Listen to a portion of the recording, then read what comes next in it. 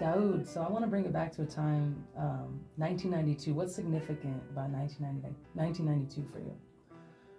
Oh man, 1992 was um, it was one of the most profound time in my life, and it was also a profound time in Black America amongst Black men, because at that time, um, the city of LA prior to 1992 was in this thing called gang wars, whereas in thousands of Black men had lost their lives through gang violence and through the crack era trade and stuff like that. And in 1992 was a historical time, two ways. There was a riot, you know what I'm saying, and there was a unification before the riots that took place that created a movement during the 90s that culminated into the reduction of violent crime I mean, it was such a beautiful thing to be a part of that, you know what I'm saying? So in 1992 was the time that the Crips and Bloods in the Watts community, men from the Jordan Downs housing project developments, the Nicholson Gardens housing project developments, the Imperial Courts housing project developments, and the Haciendas housing project developments, converged in a mosque on Central Avenue to discuss talks to address the violence and the killing that was taking place between our neighborhoods for the past 30 years. And it was significant due to the fact that we were successful, in reaching a conclusion that we all didn't want to see our kids face the same thing that we was facing, or that we had faced growing up in Watts prior to 1992. So in 1992, the community of Watts decided to come together and created a historical ceasefire that led to the 1994 peace treaty between the four housing project developments in Watts.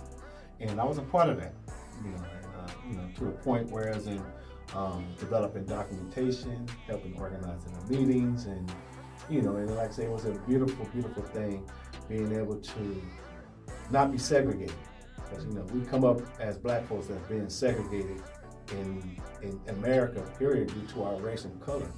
But most people don't understand how it feels to be segregated in a community when you're separated by colors, when you're separated by red and blue. And even though we may have family and friends that grew up on the different sides of the tracks, we were segregated, and it was a beautiful thing to see the unification that led to the decrease in violence by 40% throughout the city of Los Angeles after the riots, because a lot of more Crips and Blood neighborhoods that we was all allies with in our own respective environments gained and came through, and they started making peace once they seen Watts did it. And so that was one of the most breathtaking times in my lifetime, seeing this. And most people will have doubted. They always saying that it'll never happen, we can never have peace. Just think about all the doubters. Then actually seeing it culminate, it's like, it actually takes your breath away. And you've seen people crying, you've seen people hugging. It was like a major family reunion amongst people who were divided by colors. And so in 1992, that created who I was, it gave me a platform. And from that, I've been working tirelessly and effortlessly to sustain that process, and also, to trying to create what I'm doing right now in reference to replacing violence with opportunities. Because a lot of times you look at violence and we're trying to find solutions to it. Some people might think defunding the police is the solution to creating peace or even money.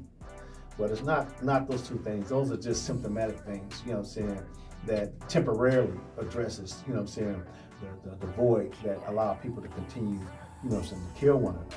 We have to have more permanent things.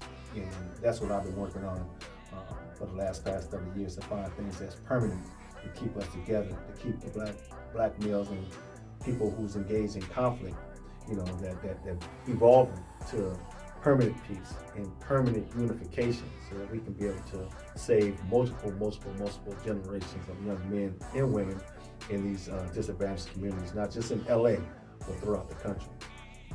To make it more sustainable. More sustainable. And so, my efforts and all things that you see that I'm doing now is just a part of that. It's called sustaining that process in which we established in 1992. And it's not easy because, killing and gang crimes it's not beneficial to the community, but it benefits prisons, it benefits large police budgets, it benefits probation, it benefits morgues and hospitals, but it's a burden on taxpayers because the criminal justice industry is a $232 billion industry annually. And the way you calculate that is that every American taxpayer citizen, that's an additional $700 added to your taxes.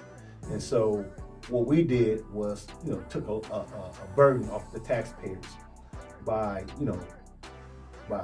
unifying and creating these ceasefires and working on these sustainability projects to keep the taxpayers from investing in crime strategies instead of investing that money into jobs and business and opportunities, which allow a lot of us Americans to receive the American dream. Which is everybody want that house, everybody want that car, everybody want to be happy, everybody want to have self-esteem. And so these are the things that we're working on from a grassroots level. This is unfortunate, from the top down, those who are benefiting from the chaos and destruction and the killing. It's not partnering with us to ensure that, future generations don't have to go through what we went through.